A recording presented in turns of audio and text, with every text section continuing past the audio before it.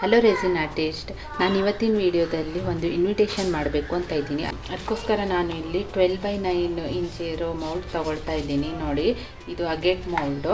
ಆಮೇಲೆ ಇಲ್ಲಿ ನೋಡಿ, ಇದೊಂದು 120 ml ರೆಸಿನ್ ತೊಗೊಂಡಿದ್ದೀನಿ. ಅದರಲ್ಲಿ ನಾನು ಸ್ವಲ್ಪ ರೆಸಿನ್ನ ತೆಗೆದಿಟ್ಕೊಂಡಿದ್ದೀನಿ. ಸ್ವಲ್ಪ ಸ್ಕೈ ಬ್ಲೂ ಕಲರಲ್ಲಿ ಮಾಡಬೇಕು ಅಂತ ಇದ್ದೀನಿ. ಆಲ್ಮೋಸ್ಟ್ ಇದೇ ಥರ ಕಲರ್ ಬರುತ್ತೆ, ಆದರೂ ಒಂಚೂರು ಚೇಂಜು. ಹಾಗೆ ಇಲ್ಲಿ ನಾನು ಯಾವುದೆಲ್ಲ ಯೂಸ್ ಮಾಡ್ತಾ ಇದ್ದೀನಿ ಅಂದರೆ ವೈಟ್ ಪಿಗ್ಮೆಂಟ್, ಅಪೋಕ್ ಅವರ ಪರ್ಲಿ ವೈಟ್ ಪಿಗ್ಮೆಂಟ್ ಯೂಸ್ ಮಾಡ್ತಾ ಇದ್ದೀನಿ. ಹಾಗೆ ತುಳಸಿ ರೆಸಿನ್ ಅವರ ಆಲ್ಕೋಹಾಲ್ ಇಂಕ್ ಯೂಸ್ ಮಾಡ್ತಾ ಇದ್ದೀನಿ. ಅಂದರೆ ಈ ಕಲರಲ್ಲೇ ಬೇಕು, ಆದರೆ ಇಷ್ಟು ಡಾರ್ಕ್ ಅಲ್ಲ, ಸ್ವಲ್ಪ ಲೈಟಲ್ಲಿ ಬೇಕು. ಹಾಗಾಗಿ ಇದನ್ನು ಯೂಸ್ ಮಾಡ್ತಾ ಇದ್ದೀನಿ. ಅಪೋಕ್ ಅವರ ಪಿಕಾಕ್ ಬ್ಲೂ ಅನ್ನು ಸಹ ತಗೊಂಡಿದ್ದೀನಿ. ಇದು ಸಹ ಮೆಟಾಲಿಕ್ ಪಿಗ್ಮೆಂಟ್ ಆಗಿರುತ್ತೆ. ನೋಡುವ, ಇದು ಮೂರನ್ನು ಮಿಕ್ಸ್ ಮಾಡಿಬಿಟ್ಟು ಯಾವ ಕಲರ್ ಆಗುತ್ತೆ ಅದನ್ನು ಅನಿಸ್ತಾ ಇದ್ದೀನಿ. ಇವಾಗ ನಾನು ಫಸ್ಟು ವೈಟ್ ಕಲರ್ ತಗೊಳ್ತಾ ಇದ್ದೀನಿ. ನೋಡಿ,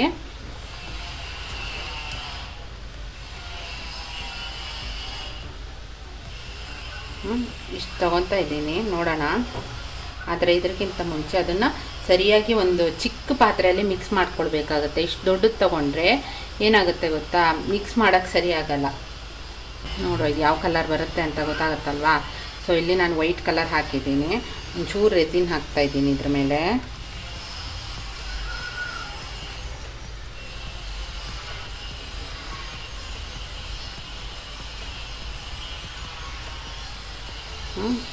ನೋಡಿ, ಈಗ ಇದನ್ನು ನಾನು ಕರೆಕ್ಟಾಗಿ ಮಿಕ್ಸ್ ಮಾಡಬೇಕಾಗುತ್ತೆ. ರೆಸಿನ್ ಮತ್ತು ಹಾರ್ಡ್ನರ್ನ ಮೊದಲೇ ಮಿಕ್ಸ್ ಮಾಡಿ ಇಟ್ಕೊಳ್ಬೇಕಾಗತ್ತೆ.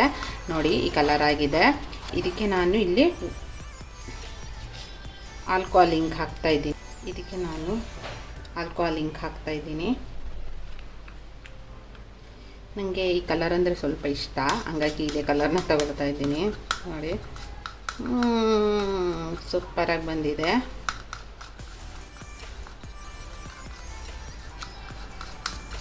ನೋಡಿ, ಸ್ವಲ್ಪ ಗ್ರೀನ್ ಥರ ಅನಿಸ್ತಿದೆ, ಅದು ಗ್ರೀನ್ ಅಲ್ಲ ಇದು. ಸೀರಿಯಸ್ಲಿ ನನಗೆ ಯಾವ ಕಲರ್ ತೊಗೊಳ್ಬೇಕಂತಲೇ ಗೊತ್ತಾಗ್ತಾ ಇಲ್ಲ, ಅಷ್ಟು ಕನ್ಫ್ಯೂಸ್ ಆಗ್ತಾಯಿದ್ದೀನಿ. ತುಂಬ ಡಾರ್ಕ್ ಆಯಿತು. ನನಗೆ ಬೇಕಾದ ಕಲರು ತುಂಬ ಲೈಟು. ಓಕೆ, ಈ ಕಲರ್ ಅಂತೂ ಬೇಡ. ಈಗ ನೋಡಿ, ನಾನು ಈ ಥರ ಹಾಕ್ತಾ ಹೋಗ್ತೀನಿ. ಫುಲ್ ಸೈಡಿಂದ ಹಾಕ್ತಾ ಹೋಗ್ತೀನಿ. ಸ್ವಲ್ಪ ಸ್ಕೈ ಬ್ಲೂಗೆ ಬಂದಿದೆ, ಏನೂ ಮಾಡೋಕ್ಕಾಗೋದಿಲ್ಲ.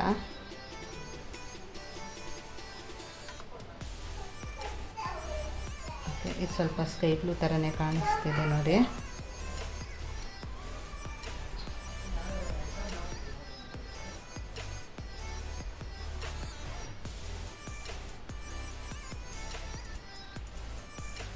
ಈ ಥರ ಸೈಡಲ್ಲಿ ಹಾಕ್ತಾ ಇದ್ದೀನಿ.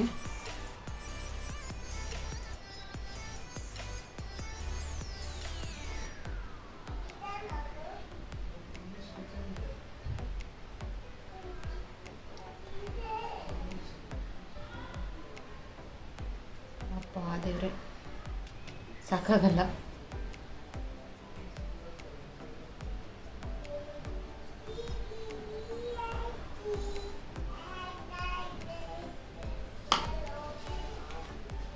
ಈ ಥರ ಮಾಡಬೇಕಾಗತ್ತೆ. ನಾನು ಮಾಡ್ಕೊತಿದ್ದೀನಿ.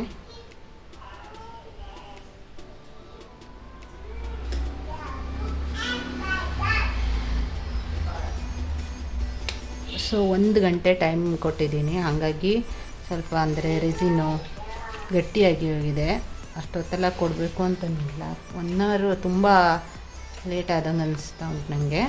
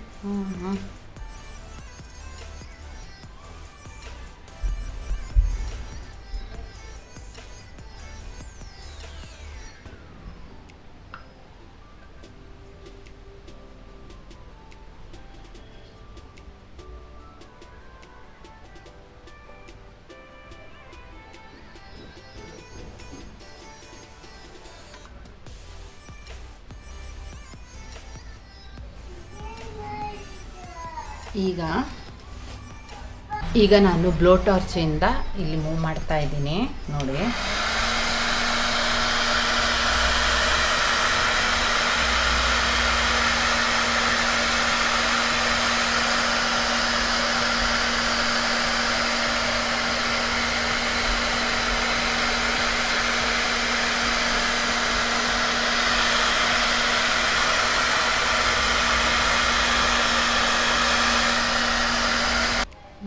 ಈ ಥರ ಬರುತ್ತೆ ನೋಡಿ ನೈಸಾಗಿ.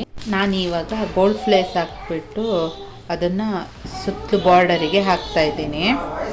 ಇದನ್ನು ಸರಿಯಾಗಿ ಮಿಕ್ಸ್ ಮಾಡ್ಕೋಬೇಕು. ಸಿಕ್ಕಾಪಟ್ಟೆ ಗಟ್ಟಿಯಾಗಿದೆ.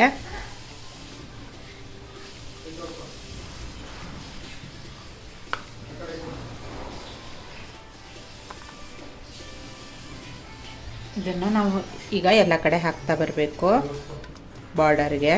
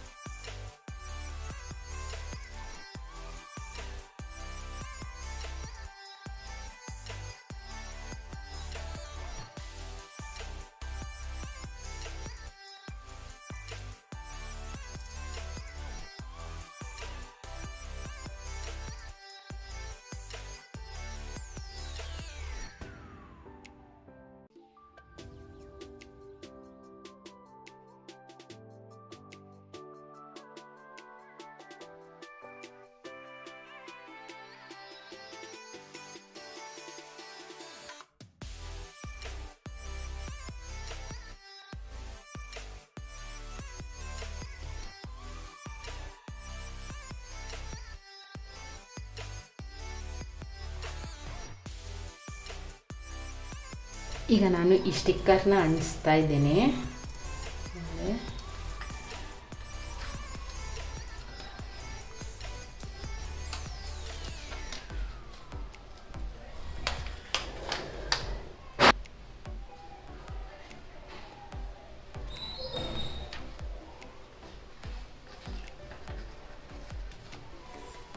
ಈ ಥರ ಅಂಟಿಸ್ತಾ ಬರಬೇಕು.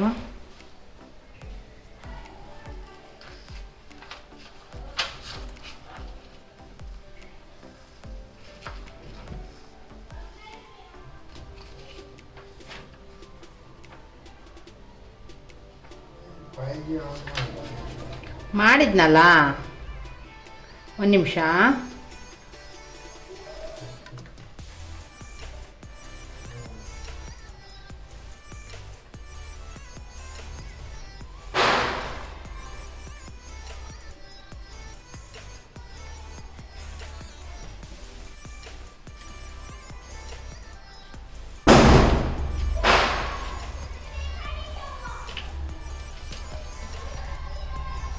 ಈಗ ನಾನು ಈ ಫ್ರೇಮ್ಗೆ ಈ ಫ್ಲವರ್ ಸ್ಟಿಕ್ಕರ್ಸ್ನ ಅಂಟಿಸ್ತಾ ಇದ್ದೀನಿ. ರ್ಯಾಂಡಮಾಗಿ ಅಂಟಿಸ್ತಾ ಹೋಗ್ತಾ ಇದ್ದೀನಿ. ಇದೇ ಅದು ಅಂತ ಇಲ್ಲ, ಸುಮ್ಮನೆ ಯಾವ್ದು ಮ್ಯಾಚ್ ಆಗುತ್ತೆ ಅದನ್ನು ಹಿಂಗೆ ಹಾಕ್ತಾ ಹೋಗ್ತಿದ್ದೀನಿ ನೋಡಿ. ಯಾವ್ದು ಕೈಗೆ ಸಿಗ್ತಿದೆ ಅದನ್ನೆಲ್ಲ ಹಚ್ಚುತ್ತಾ ಹೋಗ್ತಾ ಇದ್ದೀನಿ ಈ ಥರ.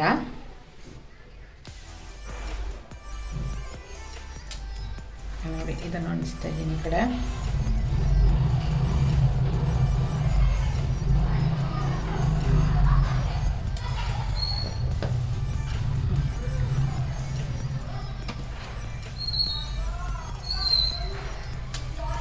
ಈಗ ಇಲ್ಲಿ ನೋಡಿ, ಇಲ್ಲೇ ನೋಡಿ.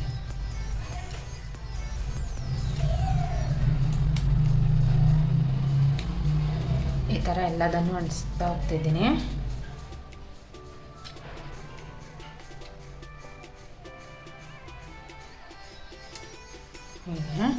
ಆಮೇಲೆ ಇನ್ನೊಂದು ದೊಡ್ಡದು ಅಂಟಿಸೋಣ ಅಂತ.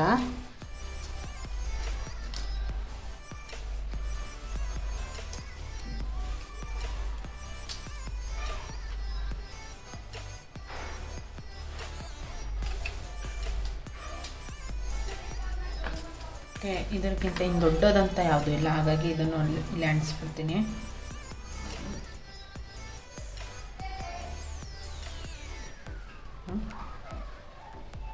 ಈ ಥರ ಇವಾಗ ಈ ಚಿಕ್ಕ ಚಿಕ್ಕದೆಲ್ಲ ಎಲ್ಲ ಅದನ್ನು ಒಂದೊಂದು ಸೈಡಲ್ಲಿ ಅಣಿಸ್ತಿದ್ದೀನಿ. ಇದೆಯಲ್ಲ ಈ ಫ್ಲವರ್ಸ್ನ ಇಲ್ಲಿ ಅಣಿಸ್ತೀನಿ, ಈ ಸೈಡಲ್ಲಿ ಅಣಿಸ್ತೀನಿ.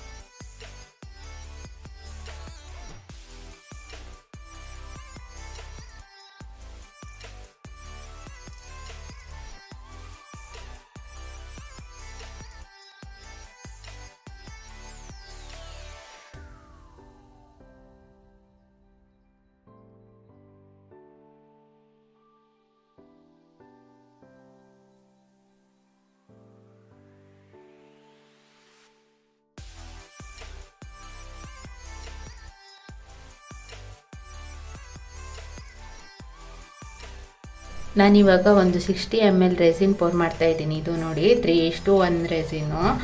ಇದನ್ನು ಒಂದು ರೌಂಡು ಪೋರ್ ಮಾಡಿಬಿಟ್ಟು ಆಮೇಲೆ ಉಳಿದಿರೋದು ನೋಡುವ, ಅಂದರೆ ರೆಸಿನ್ ಸಾಕಾಗಿಲ್ಲ ಅಂತ ಒಂದು ರೌಂಡ್ ಪೋರ್ ಮಾಡಬೇಕಾಗತ್ತೆ. ನೋಡಿ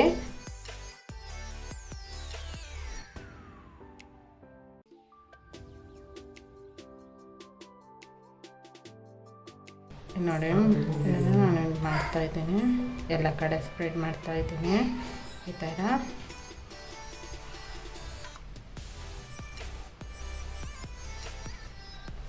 just looking like a wow ಈ ಥರ.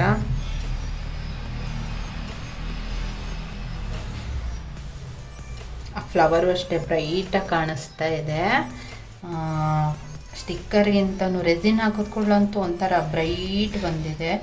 ನೋಡೋಕೆ ಒಳ್ಳೆ ಖುಷಿ ಆಗುತ್ತೆ ಆ ಥರ, ಅಷ್ಟು ಬ್ರೈಟ್ ಬಂದಿದೆ ನೋಡಿ. ಅದ್ರ ಮೇಲೆ ಸ್ವಲ್ಪ ಗ್ಲಿಟರು ಹಾಕ್ಬೋದು.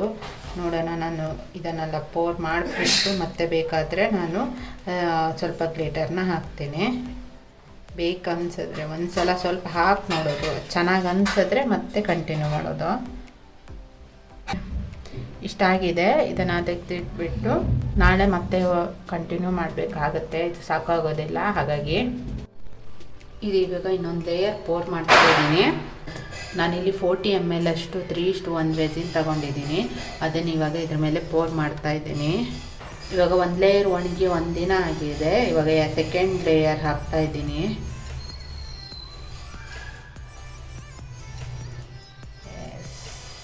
ನೋಡಿ, ಕ್ಲಿಯರ್ ಆಗಿದೆ.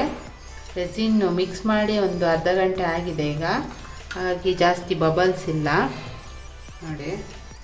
ಈಗ ಇದನ್ನು ಎಲ್ಲ ಕಡೆ ಸ್ಪ್ರೆಡ್ ಮಾಡ್ತಾ ಇದ್ದೀನಿ.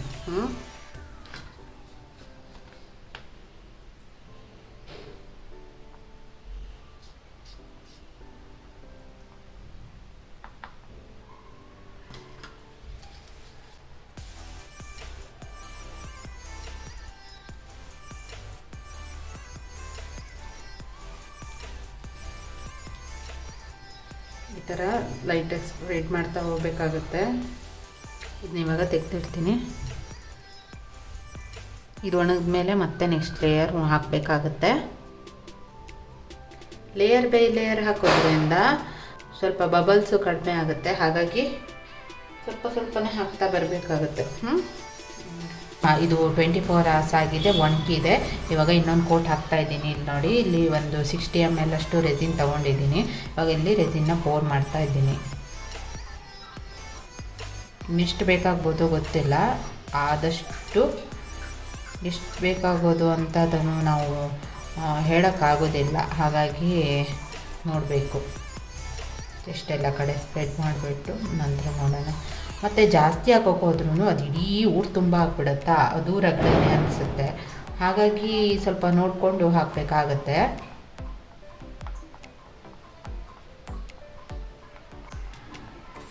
ಇದಿವಾಗ ಒಂದು ಲೇಯರ್ ಪೋರ್ ಮಾಡ್ತಾ ಇದ್ದೀನಿ. ಇಲ್ಲಿ ನೋಡಿ, ಇಲ್ಲಿ ನಾನು ಒಂದು 80 ml ಅಷ್ಟು ರೆಸಿನ್ ತೊಗೊಂಡಿದ್ದೀನಿ.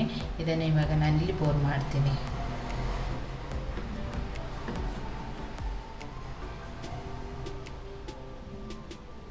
ಇವಾಗೆಲ್ಲ ತುಂಬ ಹಾಕಬೇಕು ಅಂತ ಇಲ್ಲ, ಅಂದರೆ ರೆಸಿನ್ ಪೋರ್ ಮಾಡಬೇಕು ಅಂತಿಲ್ಲ. ಯಾಕಂದರೆ ಅದೆಲ್ಲ ಕಡೆ ಸೋರಕ್ಕೆ ಸ್ಟಾರ್ಟ್ ಆಗುತ್ತೆ. ಹಾಗೆ ಚೂರು ಹಾಕ್ಕೊಂಡು ಎಷ್ಟು ಬೇಕು ಅಷ್ಟು ಹಾಕ್ಕೊಂಡು ಮತ್ತೆ ಬೇಕಿದ್ದರೆ ಆ್ಯಡ್ ಮಾಡ್ಬೋದು. ಅದಕ್ಕೋಸ್ಕರನೇ ಇದು ಲಾಸ್ಟು ಇನ್ನೆಷ್ಟು ಲೇಯರ್ ಬೇಕಾಗುತ್ತೋ ಗೊತ್ತಿಲ್ಲ, ನೋಡೋಣ. ಚೆನ್ನಾಗಿ ಹೋದರೆ ಅಷ್ಟೇ. ಇದೇ ಥರ ಎಲ್ಲ ಕಡೆ ಸ್ಪ್ರೆಡ್ ಮಾಡ್ಕೊಂಡು ಬರಬೇಕಾಗುತ್ತೆ. ಮತ್ತು ಇವಾಗ ಸ್ವಲ್ಪ ಅಂದರೆ ಈ ಲಾಸ್ಟು ಅಲ್ಲಿ ಇರುತ್ತಲ್ಲ, ಇದನ್ನು ನೋಡಿಕೊಂಡ್ರೆ ಸಾಕು. ನಾನಿಲ್ಲಿ ಒಂದು 60 ml ಅಷ್ಟು ರೆಸಿನ್ ತೊಗೊಂಡಿದ್ದೀನಿ ನೋಡಿ. ಇದನ್ನು ನಾನಿವಾಗ ಇಲ್ಲಿ ಪೋರ್ ಮಾಡ್ತಾಯಿದ್ದೀನಿ. ಅಷ್ಟು ಬೇಕಂತ ಇರಲ್ಲ, ಎಷ್ಟು ಬೇಕೋ ಅಷ್ಟು ತಗೊಂಡು ಇದು ಮಾಡಬೇಕಾಗತ್ತೆ ನೋಡಿ. ನೀಟಾಗಿ ಮಾಡಬೇಕು. ಒಂದು ಸಲ ಸ್ವಲ್ಪ ಟಾಪ್ ಕೋಟ್ ಸ್ವಲ್ಪನೇ ಹಾಕಿದ್ರೆ ಸಾಕಲ್ವಾ. ಆದರೆ ಅದನ್ನು ನೀಟಾಗಿ ಎಲ್ಲ ಕಡೆ ಸ್ಪ್ರೆಡ್ ಮಾಡಿದ್ರೆ ಆಯಿತು ನೋಡಿ. ಹೀಗೆ ಸ್ವಲ್ಪ ಚೆನ್ನಾಗಿ ಸ್ಪ್ರೆಡ್ ಮಾಡಿಬಿಡಿ, ಮುಗ್ದೋಗುತ್ತೆ. ಒಂದೇ ಒಂದು ಖುಷಿ ಅಂದರೆ ಇದು ಲಾಸ್ಟ್ ಲೇಯರ್ ಅಂತ ಒಂದು ಖುಷಿ. ಇದು ನೀಟಾಗಿ ಬರಬೇಕಲ್ವ. ಕೆಲವೊಂದು ಸತಿ ಏನಾಗುತ್ತೆ ಹೇಳಿ, ಟಾಪ್ ಕೋಟನ್ನೇ 10 ಸತಿ ಹಾಕುವಂಥ ಪರಿಸ್ಥಿತಿ ಬಂದರೂ ಬರುತ್ತೆ. ಏನೇನೋ ಆಗಿಬಿಡುತ್ತೆ, ಹುಳಗಳೆಲ್ಲ ನಿಲ್ಲೋದು ಬರೋದು ಇಲ್ಲ. ಇದು ಎಷ್ಟೇ ಮುಚ್ಚಿ ನೀವು ಒಂದು ಹುಳಂತೂ ಬರೋದೇ ಆಗುತ್ತೆ. ಎಷ್ಟು ಸೇಫ್ಟಿ ಮಾಡಿಕೊಂಡ್ರೂ ಸಾಕಾಗಲ್ಲ.